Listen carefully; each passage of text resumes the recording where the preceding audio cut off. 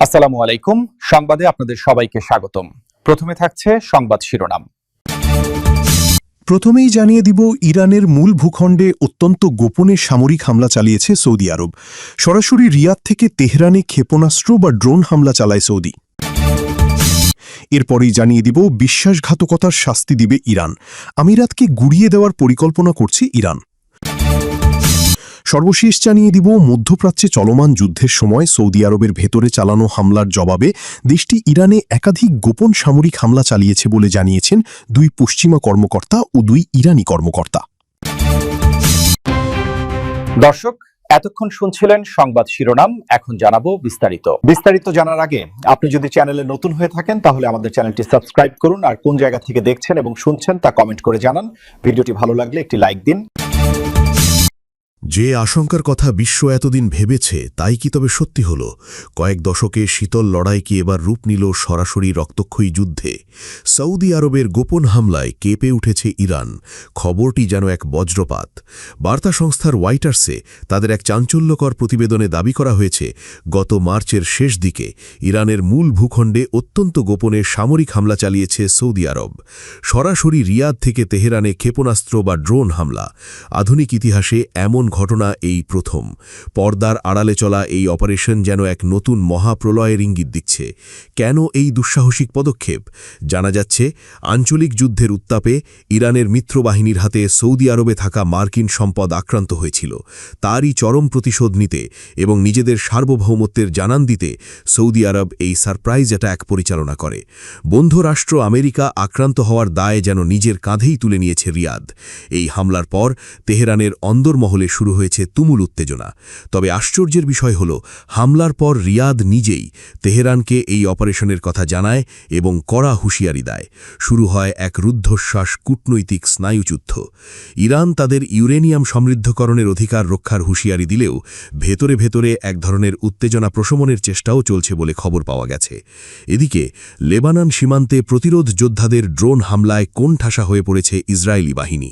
দক্ষিণ লেবাননের রাসাফ এবং আল-কুজা এলাকায় ইসরায়েলি সেনাদের ওপর ঝাঁকে ঝাঁকে কমিকাজি ড্রোন এবং রকেট বর্ষণ করছে ইসলামিক রেজিস্ট্যান্স।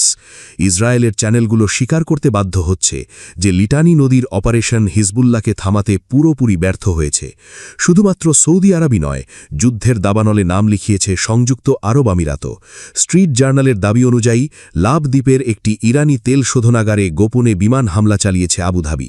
আগুনের লেলিহান শিখায় পুড়ে ছাই হয়েছে শোধনাগারের বিশাল অংশ। পর্যটন এবং আকাশপথের ব্যবসায় ধস নামার পরও আমিরাত এখন আক্রমণাত্মক নীতিতে অনড়। বিশ্লেষকরা বলছেন, মধ্যপ্রাচ্য এখন আর শুধু প্রক্সি ওয়ার বা ছায়ার যুদ্ধের মধ্যে সীমাবদ্ধ নেই।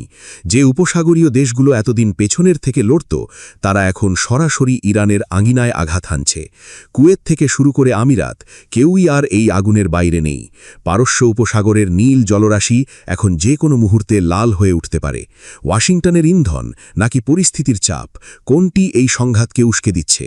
ট্রাম্পের কথিত ফ্রিডম থমকে গেলেও হরমুজ প্রণালীতে মার্কিন ডেস্ট্রয়ার লক্ষ্য করে ইরানের ক্রুজ মিসাইল এবং ড্রোন হামলা থামেনি।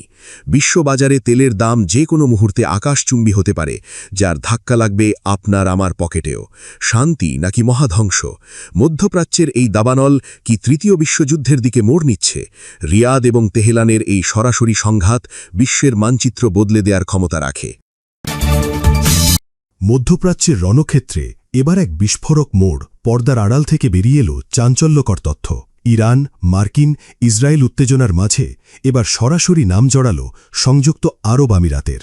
খোদ আমেরিকার প্রভাবশালী সংবাদ মাধ্যম দ্য ওয়ার্ল্ড স্ট্রিট জার্নাল দাবি করেছে, মার্কিন ইসরায়েলি আগ্রাসনের সুযোগ নিয়ে ইরানের উপর একের পর এক গোপন হামলা চালিয়েছে আবুধাবি। কিন্তু তেহরান কি সত্যিই অন্ধকারে ছিল, নাকি এই সংঘাতের শিকড় আরও গভীরে? এতদিন যা ছিল গুঞ্জন, এখন তার রূপ নিয়েছে এক কঠোর বাস্তবতায়।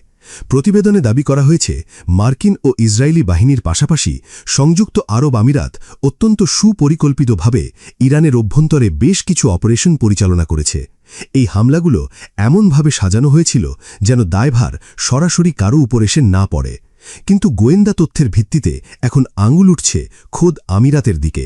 হামলার ভয়াবহতা বুঝতে পিছিয়ে তাকাতে হবে গত এপ্রিলের শুরুর দিকে, যখন মার্কিন প্রেসিডেন্ট ডোনাল্ড ট্রাম্প ইরানের সাথে একটি সম্ভাব্য যুদ্ধবিরতি ঘোষণার প্রস্তুতি নিচ্ছিলেন। ঠিক তখনই ইরানের লাবান দ্বীপে অবস্থিত একটি গুরুত্বপূর্ণ তেল শোধনাগারে ভয়াবহ হামলা চালানো হয়। ওয়াল স্ট্রিট জার্নালের দাবি, এই হামলার নেপথ্যে ছিল আমিরাত। সেই অগ্নিকাণ্ডে গোটা শোধনাগারটি অটল হয়ে পড়ে, যা ইরানের অর্থনীতির ওপর এক বড় ধাক্কা হিসেবে দেখা হচ্ছে। সবচেয়ে চমকপ্রদ তথ্য হল, আমিরাতের এই আগ্রাসী ভূমিকা নাকি ওয়াশিংটনের অত্যন্ত পছন্দ হয়েছে। নাম প্রকাশে অনিচ্ছুক সূত্র জানিয়েছে, যুক্তরাষ্ট্র অত্যন্ত গোপনে আবুধাবির এই সক্রিয় অংশগ্রহণকে স্বাগত জানিয়েছে। একদিকে যখন শান্তির টেবিলের নাটক চলছিল, অন্যদিকে তখন ছক কষা হচ্ছিল পারস্য উপসাগরীয় দেশগুলোর মাটি ব্যবহার করে ইরানকে পঙ্গু করে দেওয়ার। প্রতিবেদন অনুযায়ী ২৮ ফেব্রুয়ারি থেকে ৭ এপ্রিল পর্যন্ত চলা এই আগ্রাসনে শুধু আমিরাত নয়, কাতার, বাহরাইন, কুয়েত এবং জর্ডানের মতো দেশে থাকা মার্কিন ঘাঁটিগুলোকেও নির্লজ্জভাবে ব্যবহার করা হয়েছে।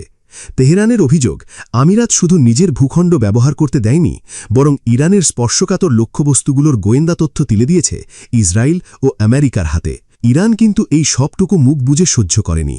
তেহরানের দাবি অনুযায়ী তারা গত কয়েক মাসে দখলদার ইসরায়েলি এবং আমেরিকান কৌশলগত লক্ষ্যবস্তুর উপর অন্তত ১০০টি পাল্টা অপারেশন চালিয়েছে। পারস্য উপসাগরীয় দেশগুলোর যেসব অঞ্চল থেকে হামলা হয়েছে, সে প্রতিটি ঘাঁটি এখন ইরানের মিসাইল রেঞ্জের মধ্যে রয়েছে বলে হুঁশিয়ারি দেওয়া হয়েছে। দীর্ঘদিন ধরে ভারসাম্যপূর্ণ কূটনীতির দাবি করে আসা সংযুক্ত আরব আমিরাতের কৌশলগত অবস্থানে এখন আমূল পরিবর্তন দৃশ্যমান।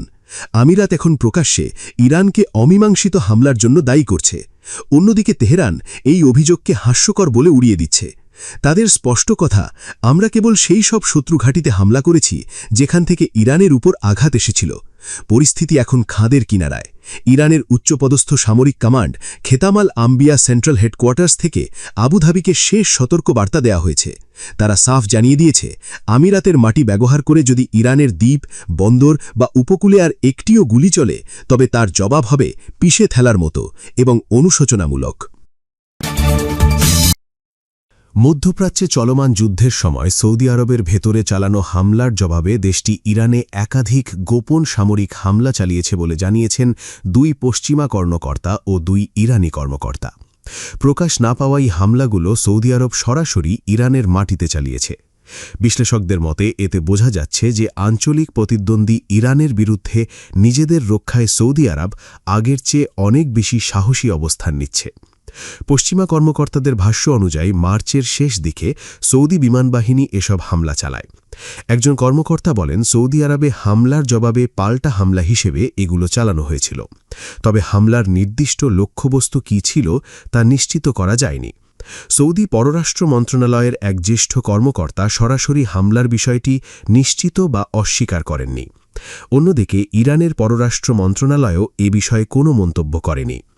যুক্তরাষ্ট্রের সঙ্গে গভীর সামরিক সম্পর্ক থাকা সৌদি আরব দীর্ঘদিন ধরে নিরাপত্তার জন্য ওয়াশিংটনের উপর নির্ভরশীল ছিল।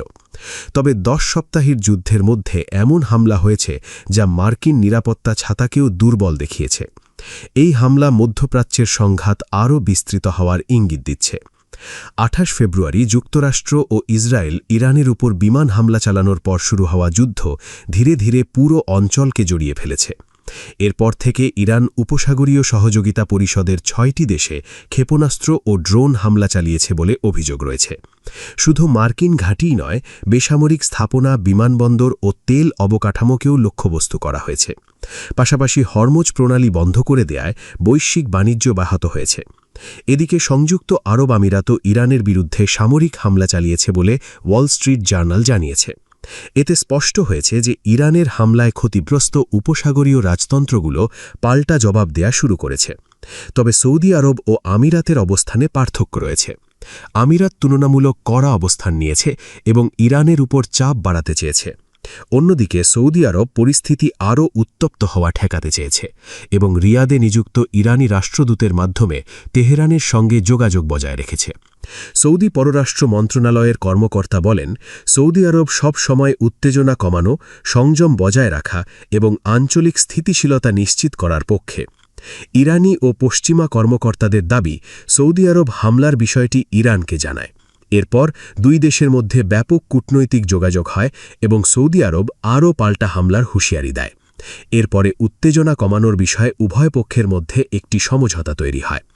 দীর্ঘদিনের প্রতিদ্বন্দ্বী ইরান ও সৌদি আরব, মধ্যপ্রাচ্যের প্রধান শিয়া ও সুন্নি শক্তি, বিভিন্ন আঞ্চলিক সংঘাতে বিপরীত পক্ষকে সমর্থন দিয়ে এসেছে। তবে ২০২৩ সালে চীনের মধ্যস্থতায় দুই দেশের মধ্যে সম্পর্ক পুনঃস্থাপন হয়। এর অংশ হিসেবে ইয়েমেনে ইরান সমর্থিত হুতি গোষ্ঠী এবং সৌদি আরবের মধ্যে যুদ্ধবিরতিও কার্যকর হয়েছে।